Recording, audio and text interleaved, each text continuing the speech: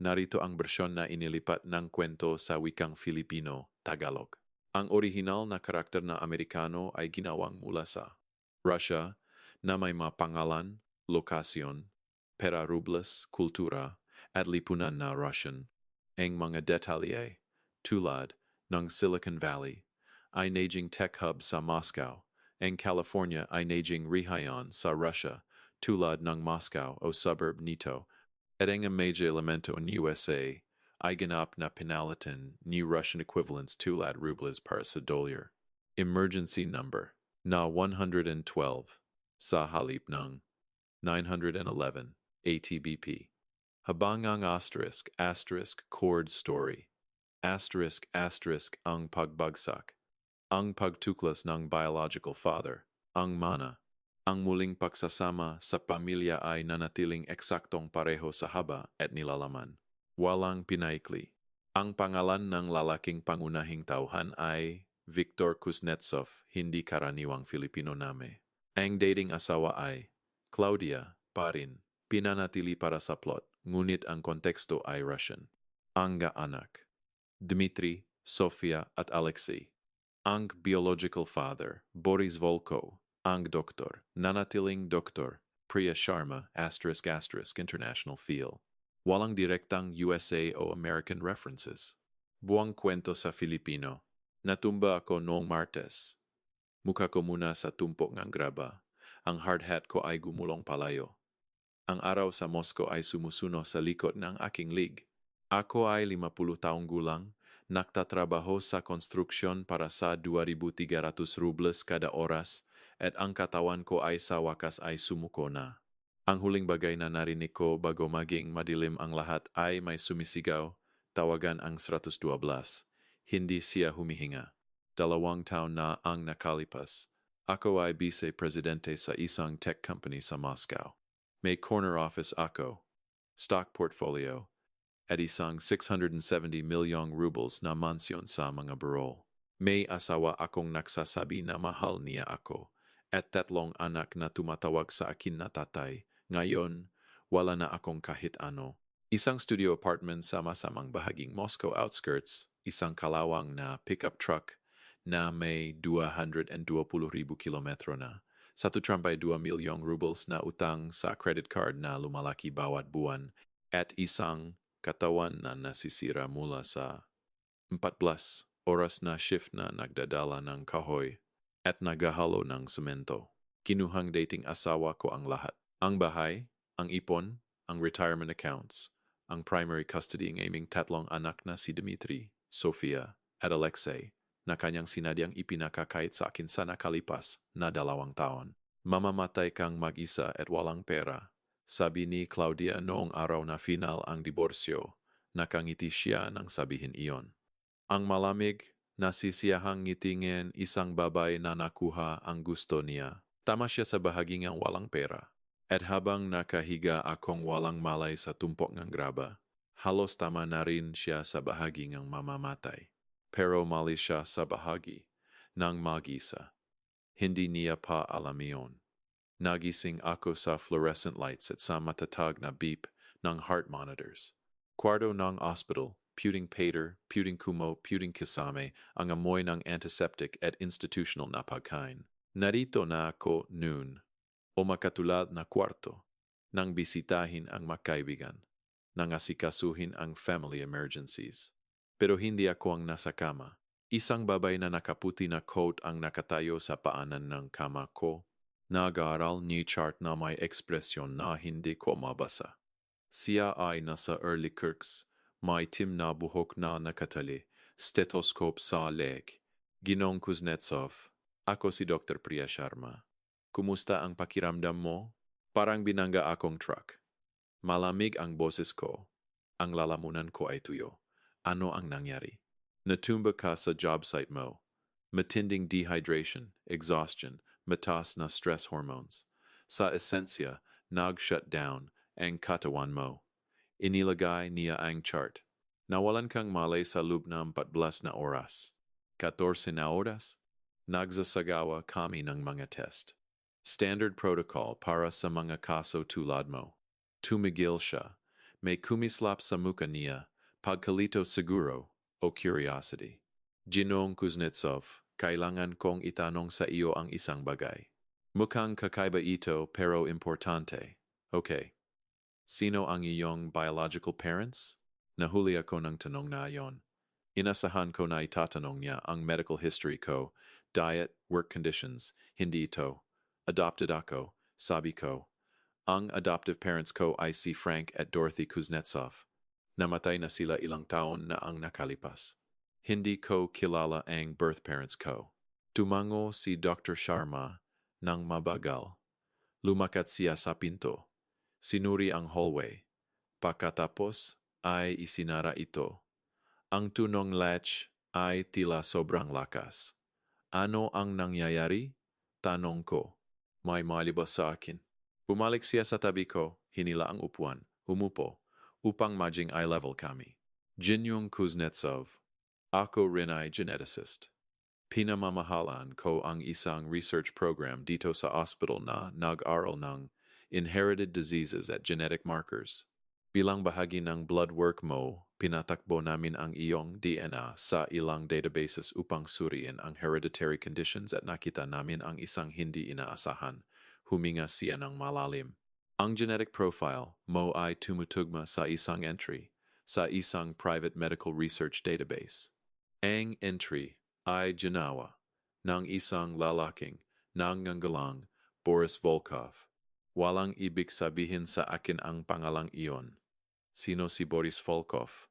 Ang tagapagtatag ng Volkov Industries. Tech, aerospace, defense contracts, isa sa pinakamayamang tao sa Russia.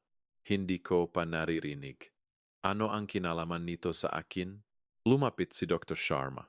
Ang boses niya ay bumaba sa halos bulong. Ginong Kuznetsov si Boris Volkov ang iyong biological father. Ginugol niya ang 49 na taon sa paghahanap sa iyo. At nang mamatay siya noong nakaraang taon, iniwan niya ang lahat, ang buong kayamanan niya sa iyo.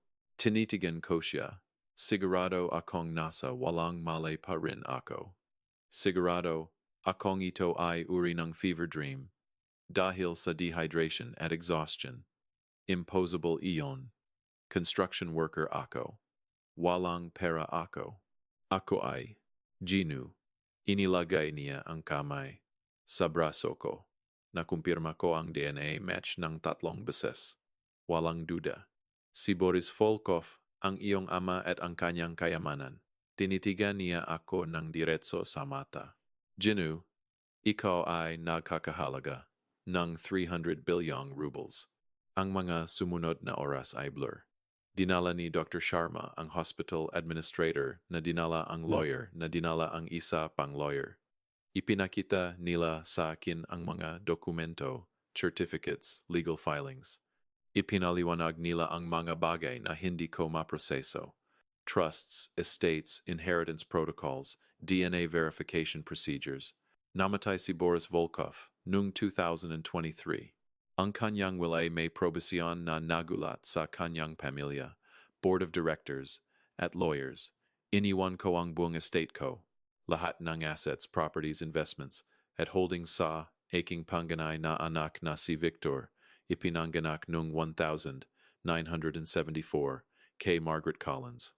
Kung matakpuan si Victor pagkatapos ng aking kamatayan, ang estate ay itatago sa trust hanggang sa ma-verify ang kanyang pakakakilanlan sa pamamagitan ng DNA testing.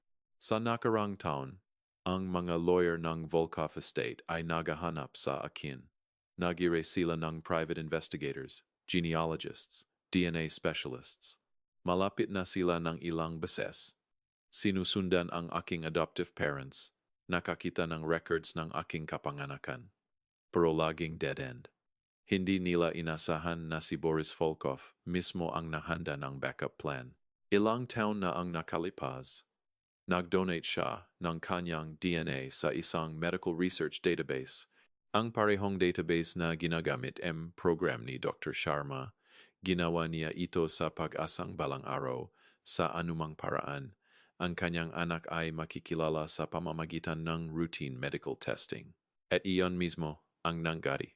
Ang pagbagsak ko sa construction site ay nagresulta sa blood work, na nagresulta sa DNA analysis, na nagresulta sa match sa database, na nagresulta sa anim na salitang nagbago ng lahat.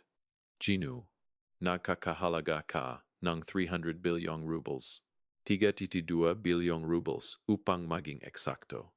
Iyon ang sinabi sa akin ngang lawyer ng mawala, ang initial shock. Kasama sa Volkov Estate ang Volkov Industries stock na nakakahalagang 1,088 bilyong rubles. Real estate holdings na 620 milyong rubles. Investment portfolios na kabuwang 540 milyong rubles. Art, collectibles, at personal property na 240 milyong rubles. Lahat ay akin.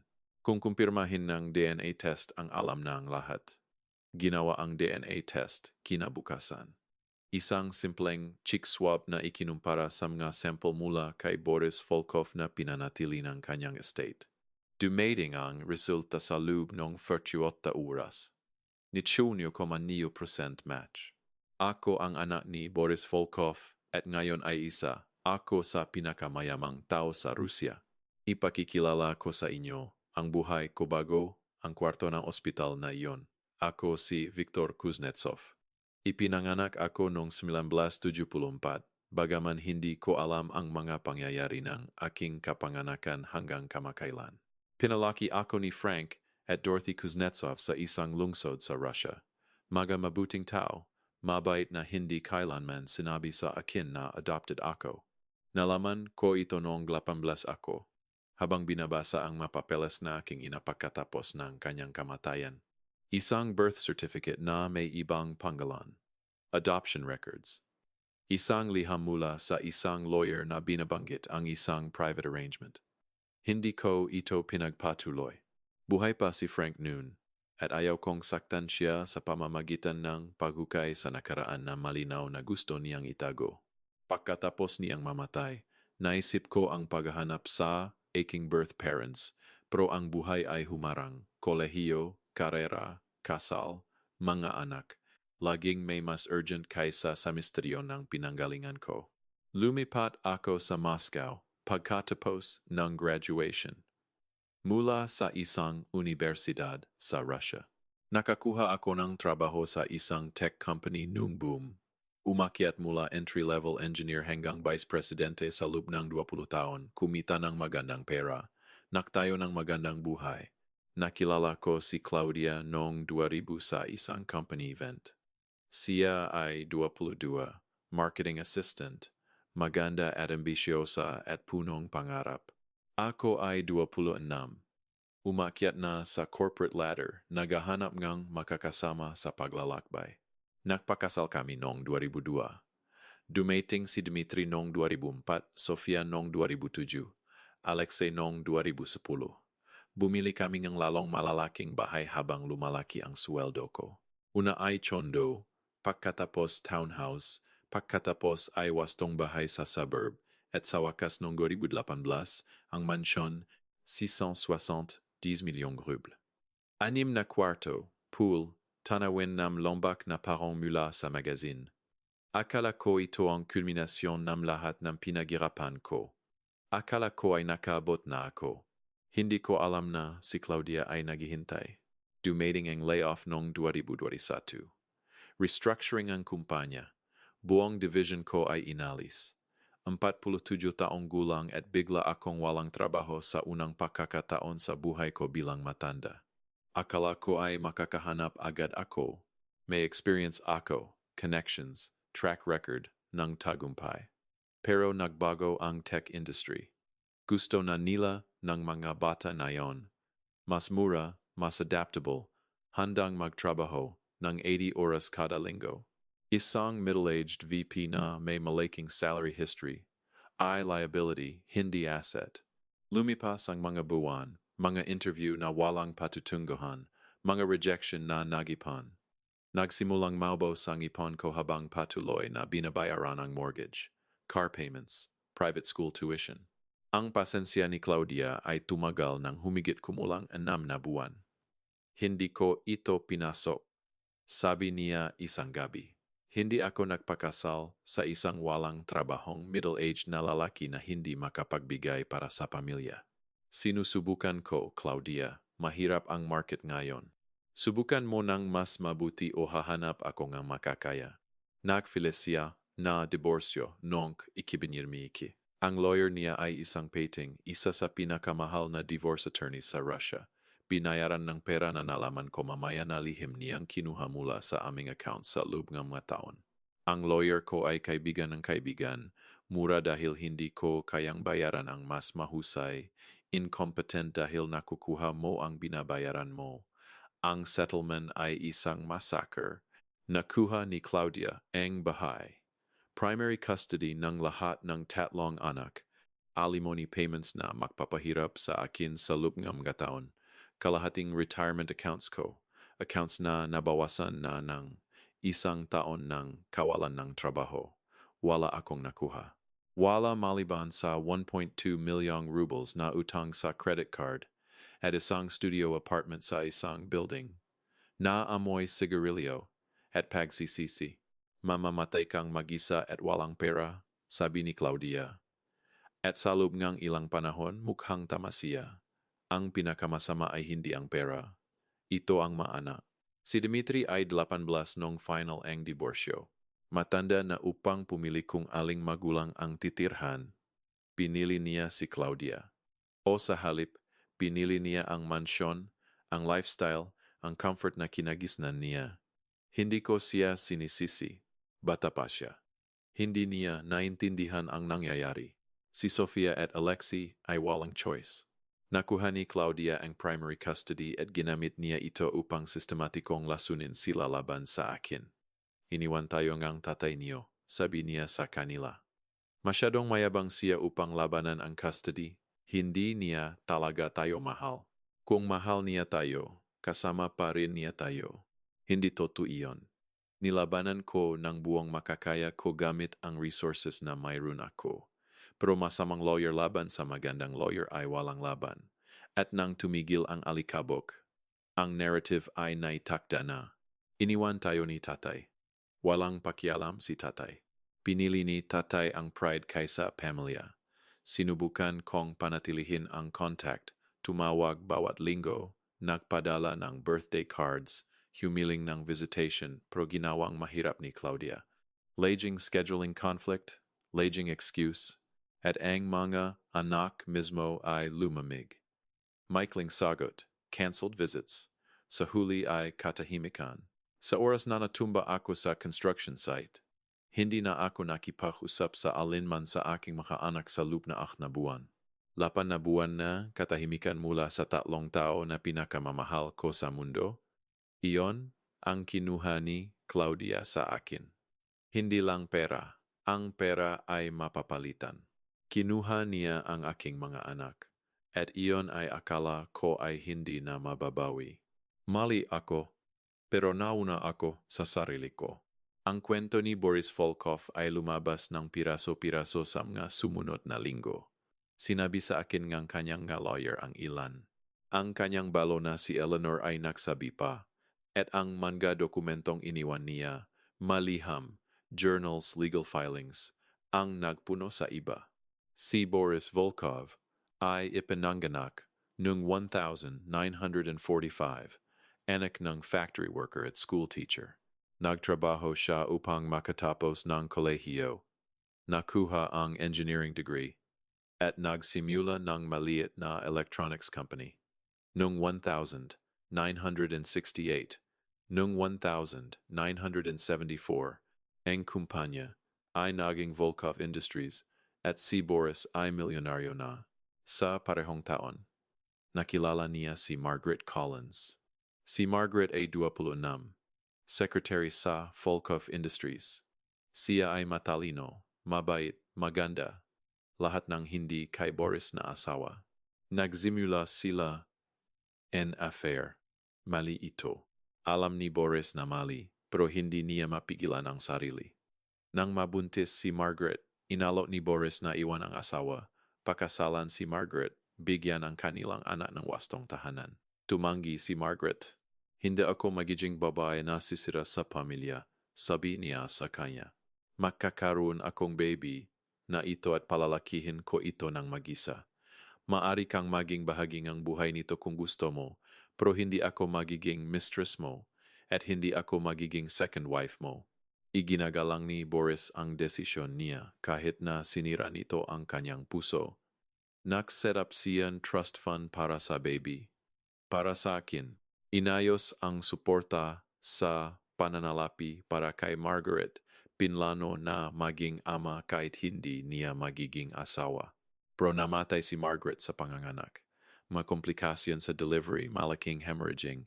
Nang mapagtanto ng mga doktor kung gaano ito kalubha, huli na. Wala na siya at ako ay nag-isa.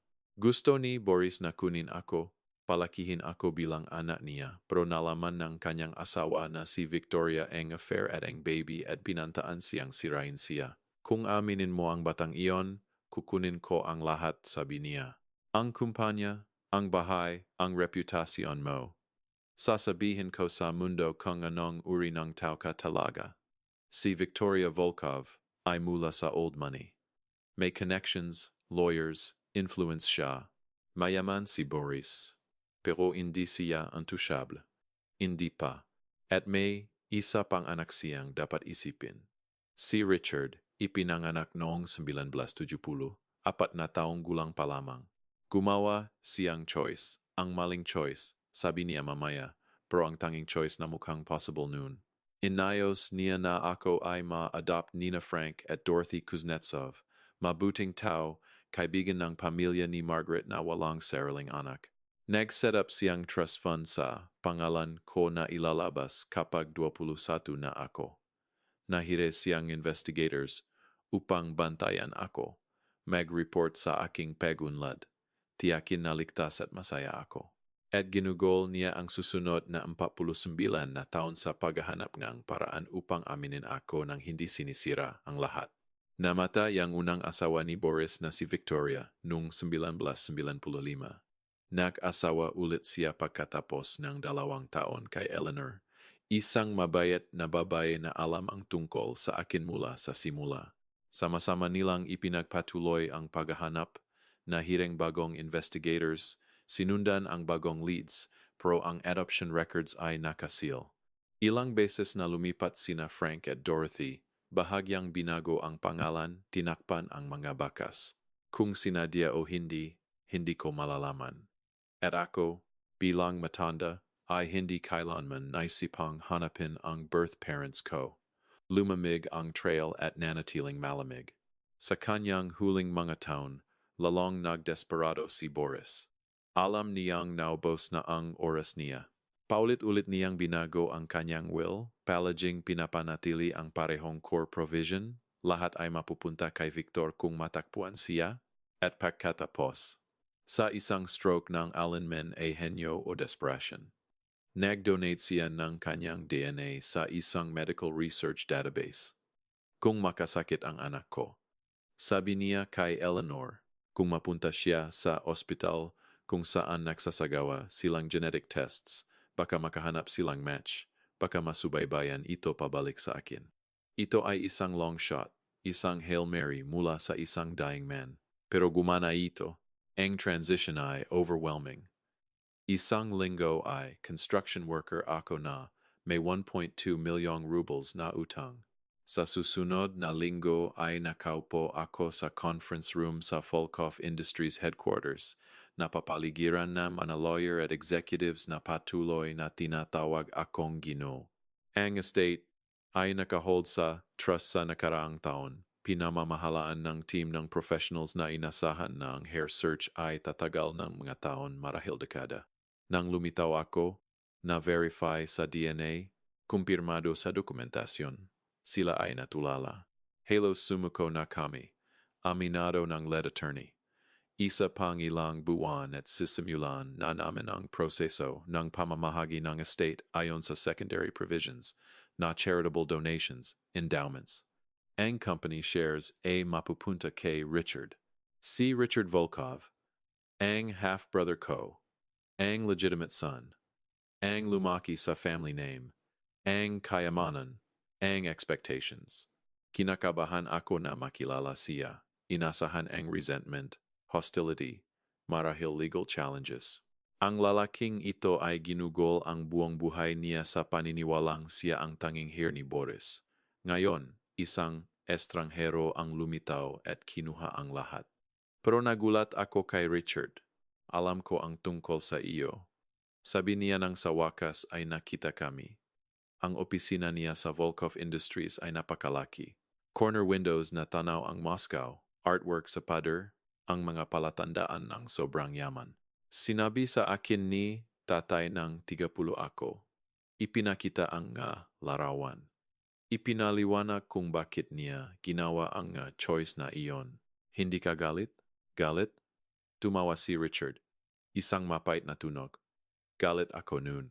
Sa loob nga mataon, kinamumuhian ko ikaw. Ang phantom brother na kahit papaano ay ninakaw ang puso ngang tatay ko nang hindi kailanman naroron. At ngayon, tahimik siya sandali. Ngayon ako ay 54 na taong gulang. Pinamamahalaan ko ang kumpanyang ito sa loob ng 2 dekada. May para ako na hindi ko maubos sa 10 buhay. At nakita ko ang tatay ko na namatay na may regret sa mukha. Regret na hindi niya ako nakilala, hindi nakapaliwanag, hindi nakaayos. Tumayo siya. Inilahat ang kamay. Hindi ko hahamon ang will, Victor. Ito ang gusto ni tatay. At sa totoo lang, pagod na ako. CEO ako sa loob 20 taon. Gusto kong mag-step back, tumuon sa pamilya ko. Marahil talagang tamasahin ang perang ito bago ako masyadong matanda upang pahalagahan ito. Niyugyo ko ang kamay niya. Ano ang ibig sabihin nito para sa kumpanya? Ibig sabihin ay gusto kong ikaw ang pumalit, hindi agad. Kakailanganin mo ngang oras upang matutunan ang negosyo, maunawaan ang industry. Pero sa huli ikaw ang panganay na anak ni Boris Volkov. Dapat ikaw ang namamahala sa kumpanya ni Boris Volkov. Sobrang lahat ito. Ang pera, ang kapangyarihan, ang responsibilidad. Pero ito rin, napagtanto ko, ang eksaktong kailangan ko. Isang purpose, isang direksyon, isang dahilan upang bumangon sa umaga. Nawala ko ang lahat at ngayon ay binigyan ako ng pagkakataon na bumuong bago. Hindi ko ito sisayangin. Nalaman ni Claudia 2 linggo pagkatapos ianunsyo ang mana. Ang kwento ay naging national news. Mystery hair na tuklasan para sa bilyonaryong kayamanan. Ang mukha ko ay nasa lahat ng media outlet sa bansa. Ang construction worker na naging bilyonaryo. Ang adopted son na natagpuan ang birth family. Ang ultimate rags to riches story. Tinawagan niya ako sa unang pagkakataon sa loob ng mga buwan. Victor, iba na ang boses niya ngayon. Mas malambot, mas matamis. Ang boses na ginagamit niya kapag may gusto siya. Nakita ko ang balita, hindi ko masasabi. Kamangha-mangha ito. Ano ang gusto mo, Claudia? Gusto kong pag-usapan tayo. Tungkol sa mga anak. Sa tingin ko ay nakamali tayo sa pagtatapos ng mga bagay sa ganitong paraan. Kamalian? Pareho tayong nasa ilalim ng stress. Ang layoff, ang financial pressure. Ito ang naglabas ng pinakamasama sa atin. Pero ngayon na iba na ang mga bagay. Ngayon na nagkakahalaga ako ng 300 billion rubles. Katahimikan sa linya. Pagkatapos, hindi iyon ang ibig kong sabihin. O, iyon. Iyon mismo ang ibig mong sabihin. Pinanatili ko ang kalmadong boses. Ginugol ko ang 2 taon na nagagalit sa babaeng ito. Nasasaktan niya, sinisira niya, pero hindi ko bibigyan ng satisfaction na makita iyon. Kinuha mo ang mga anak ko, Claudia. Nilason mo sila laban sa akin. Sinabi mo sa kanila na iniwan ko sila ng alam mong nagtatrabaho ako ngang 14 oras na araw upang bayaran ang alimony. Victor, mari kong ipaliwanag. Andi mo maaari at hindi mo gagawin. Tumigil ako. Makikipag-unyan ang aking mga-lawyer tungkol sa custody arrangement. Magfa-file ako para sa modifikasyon. Hindi mo magagawa iyon. Final na ang settlement. Ang settlement ay batay sa financial circumstances na wala na. Maari kong ibigay sa mga anak ko ngayon ng mas mabuti kaysa sa iyo, at iyon ang balak ko. Victor, please. Paalam, Claudia. Binaba ko ang telepono. Masarap ang pakiramdam. Mas mabuti kaysa inasahan ko. 2 taon ng sakit, kahihiyan ng pagpaparamdam na walang halaga. At ngayon, sa wakas, may kapangyarihan ako upang baguhin ang mga bagay. Gagamitin ko ito. Ang custody modification hearing ay ginanap noong Disyembre 2024. Ang aking mga lawyer ay ang pinakamahusay na mabibili ng pera. Isang team ng family law specialists na hindi kailanman natalo. Ipinakita nila ang ebidensya and manipulation ni Claudia, text messages kung saan niya tinuruan ang maanak na tanggihan ako, financial records na nagpapakita na itinago niya ang assets sa diborsyo, testimony mula sa therapists na nagkumpirma na ang mga anak ay sumailalim sa parental alienation. Sinubukan ng lawyer ni Claudia na sabihin na ang bigla ang yaman ko ay nakakalito para sa mga anak, na ang pagpapanatili ng stability sa kanilang ina ay mas mahalaga kaysa muling pagsasama sa isang ama na absent. Hindi na-impress ang judge. Hindi absent si Ginong Kuznetsov dahil sa kanyang choice. Sabi niya, siya ay sistematikong inalis sa buhay ng kanyang mga anak ng kanilang ina. Ang ebidensyang parental alienation ay overwhelming. Pinagbibigyan ko ang petisyon para sa modification.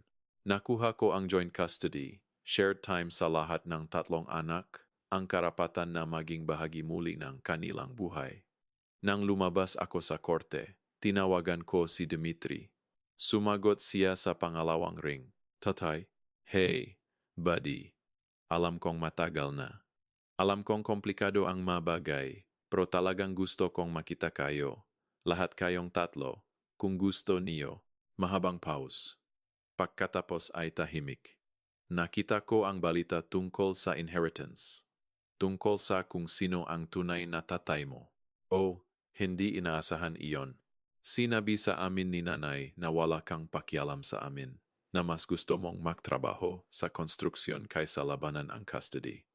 Pero tiningnan ko ang court records pagkatapos ng balita. Nakita ko kung ilang beses kang nag-petition para sa mas maraming visitation, kung ilang beses niya ito binlock. Sumikip ang lalamunan ko. Hindi ako tumigil sa pagtatri, Dmitry. Hindi ako tumigil sa pagmamahal sa inyong lahat. Alam ko na ngayon, na-crack ang boses niya. Sorry, tatay.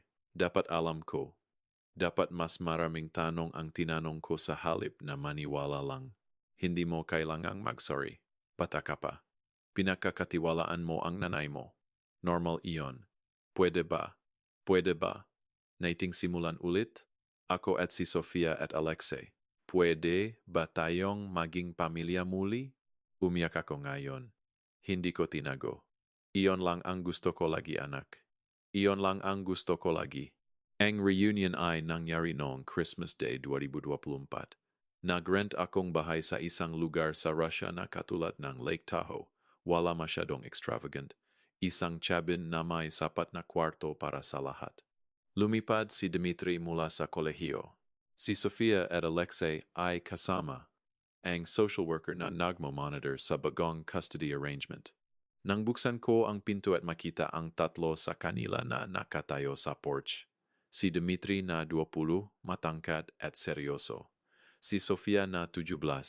Ang ganda ng kanyang nanay pro ang mamata ng kanyang tatay.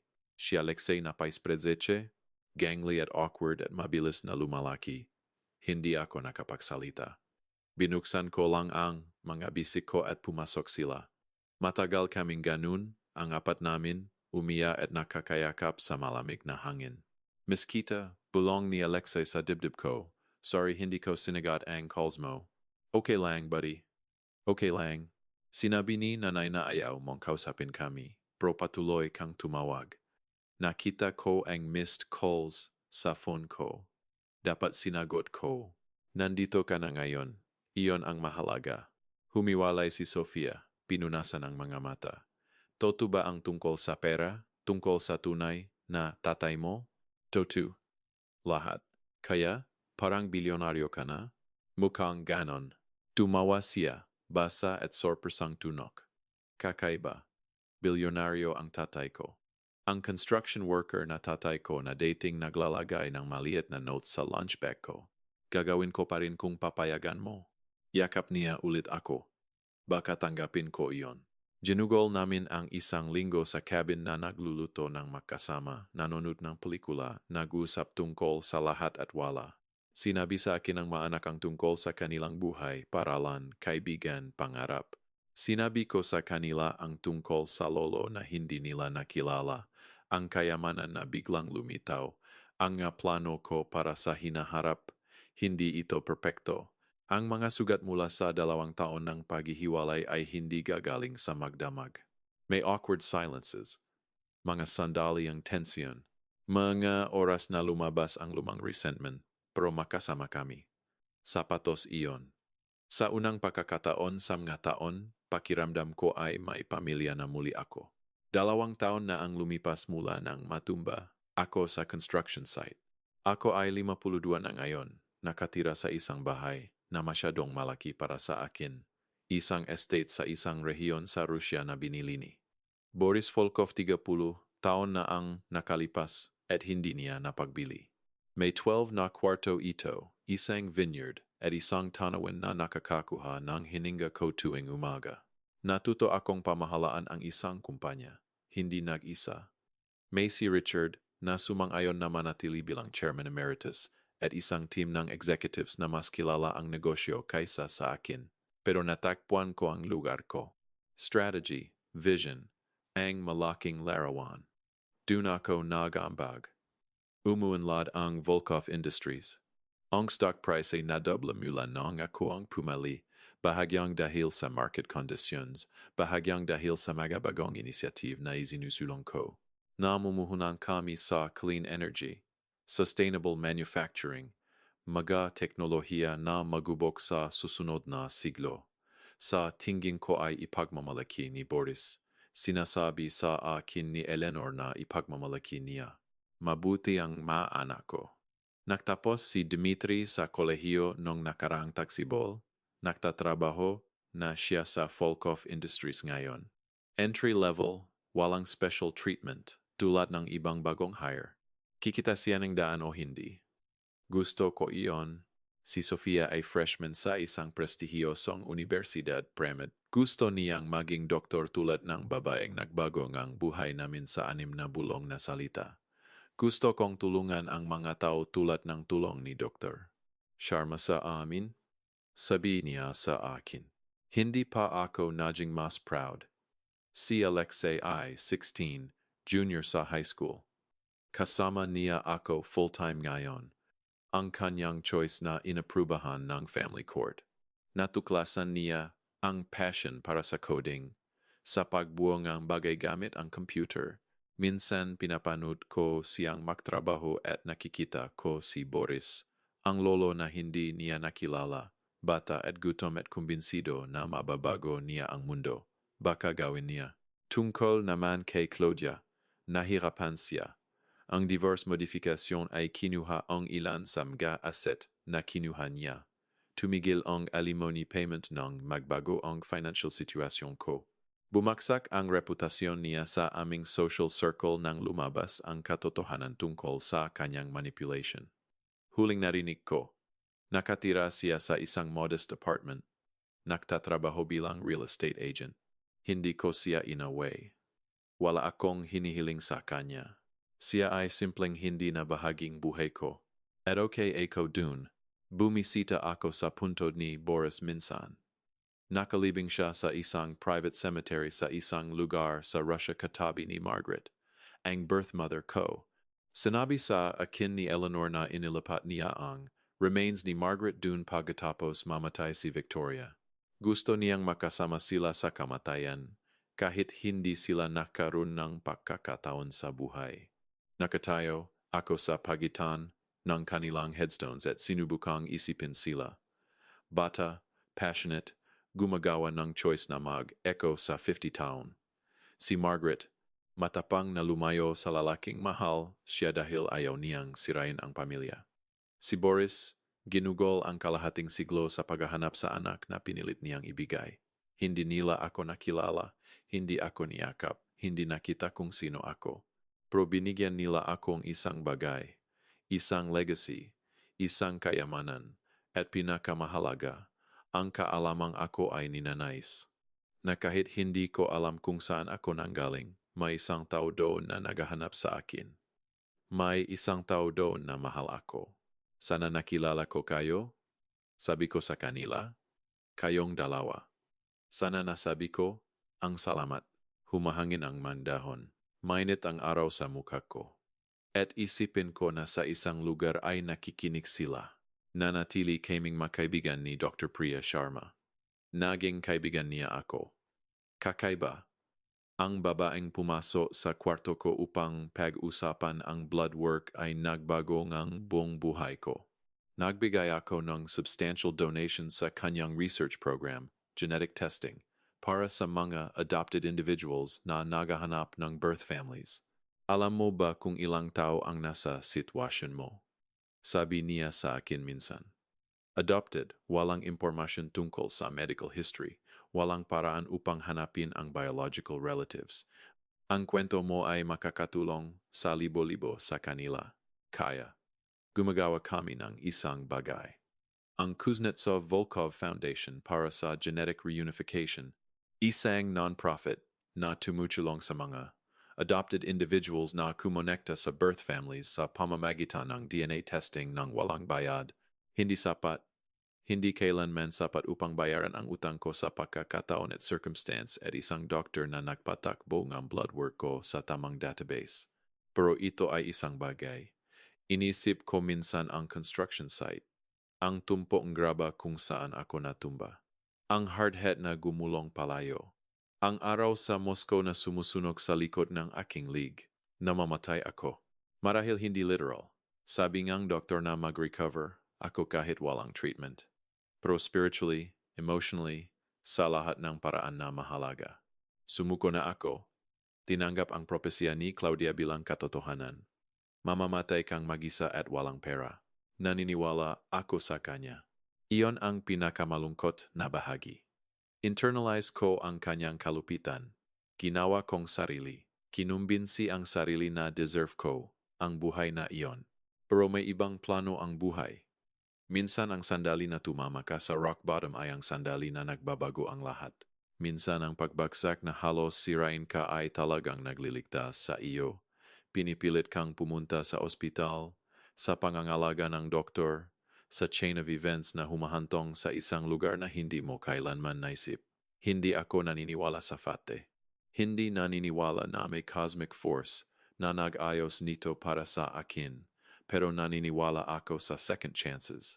At naniniwala ako na kahit gaano kadilim ang mga bagay, kahit gaano kasigurado na tapos na, laging may posibilidad ng isang bagay na hindi inaasahan. Isang tawag sa telepono, isang blood test, 6 na bulong na salita. Hindi mo alam kung ano ang susunod. Iyon ay nakakatakot at maganda rin. Linggo ngang umaga ngayon. Nakaupo ako sa porch ng aking estate sa Russia, nanonood ng sunrise sa vineyard. Si Alexei ay nasa loob, nagluluto ng almusal. Naging magaling na siya sa pagluluto. Si Dmitri at Sofia ay darating para sa hapunan ngayong gabi. Sa kamay ko ay isang tasang kape, magandang kape. Hindi ang instant na ininom ko sa mga madilim na taon, kundi isang bagay na mayaman at makinis, ang uri na hindi ko akalain na makakaya ko. Ako ay 52 taong gulang. May 300 bilyong rubles ako, isang kumpanya na may pangalan ng aking ama, at 3 anak na mahal ako, at nagpapasalamat ako, hindi para sa pera. Ang pera ay papel lang, numero sa screen. Nagpapasalamat ako para sa second chance, para sa pagkakataon na muling bumuo, para sa kaalamang kahit sa 50, kahit parang lahat ay nawala, ang buhay ay maaari pa ring magulat sa iyo. Mamamatay kang mag-isa at walang pera, sabi ni Claudia. Mali siya. Sobrang mali. Salamat sa pakikinig. I share ito sa isang taong kailangang marinig ito. Isang taong nawalan ng lahat at akala niya ay tapos na. Isang taong sinabihan na walang halaga at nagsimulang maniwala. Isang taong 50 o 60 o 70 at akala niya ang pinakamagandang araw ay nasa likod na. Hindi. Ang pinakamagandang araw ay maring nasa susunod na sulok. Hindi mo alam kung kailan magsasara ang doktor ngang pinto, lalapit at bubulong ang 6 na salitang magbabago ngang lahat. Hindi mo alam kung kailan ang pagbagsak ay hahantong sa comeback. Hindi mo alam kung kailan ang dulongang isang kwento ay talagang simula ang isa pa. Patuloy ka. Patuloy ang pag-asa. Patuloy ang paniniwala. Dahil sa isang lugar dun, may isang bagay na hindi inaasahan na naghihintay. At maaring ito ay nakakahalaga ng 300 bilyong rubles. Tinawag na ni Alexei mula sa kusina. Tatay, handa na ang almusal. Inilagay ko ang kape. Tumayo mula sa porch chair. Pumasok upang sumama sa anak ko. Ang anak ko, ang anak ko, ang pamilya ko, maganda ang kayamanan, nakakapuno ang kumpanya. Ang mabahay at sasakyan at palatanda ng yaman ay sapat na kasiyasiya. Pero ito, ang sandaling ito, ang ordinaryong linggo ng umaga, ang almusal kasama ang anak ko, ito ang mahalaga. Ito ang halos mawala ko, ito ang nilabanan ko upang makuha muli. Ito ang hindi ko na muling ipagwawalang bahala. Ano ang lulutuin? Pancakes? Ang recipe mo? Ang recipe ko? Ngumiti si Alexei. Ang ginagamit mo noong bata pa ako, bago maging mali ang lahat. Natakpuan ko ito sa index card sa isa sa mga lumang kahon mo. Tiningnan ko ang plato. Maga pancakes na hugis hayop. Isang oso, kuneo, pato. Ang parehong hugis na ginagawa ko para sa mga anak ko isang dekada na ang nakalipas, bago ang layoff, bago ang diborsyo, bago ang mga taon sa ilang. Naalala mo? Naalala ko ang lahat, tatay. Lumambot ang boses ni Alexei, ang magagandang bagay. Gayunpaman, ang mga bagay na sinubukan ni nanay na ipakait sa akin, hinila ko siya sa yakap. Hanggang 16 anyos na halos kasing tangkat ko na. Ang batang ito na sobrang namis ko sa manawawalang taon. Mahal kita, tatay. Mahal din kita, buddy. Higit pa sa alam mo, naupo kami sa almusal. Sumisikat ang araw sa mga bintana at ang buhay, ang bagong buhay ko, ang second chance ko, ang hindi inaasahang biyaya ay patuloy. Ang kwento ay ganap na katumbas sa habang orihinal, walang binawasan, at lahat ay nasa Filipino. Kung may kailangan pang ayusin, sabihin mo lang.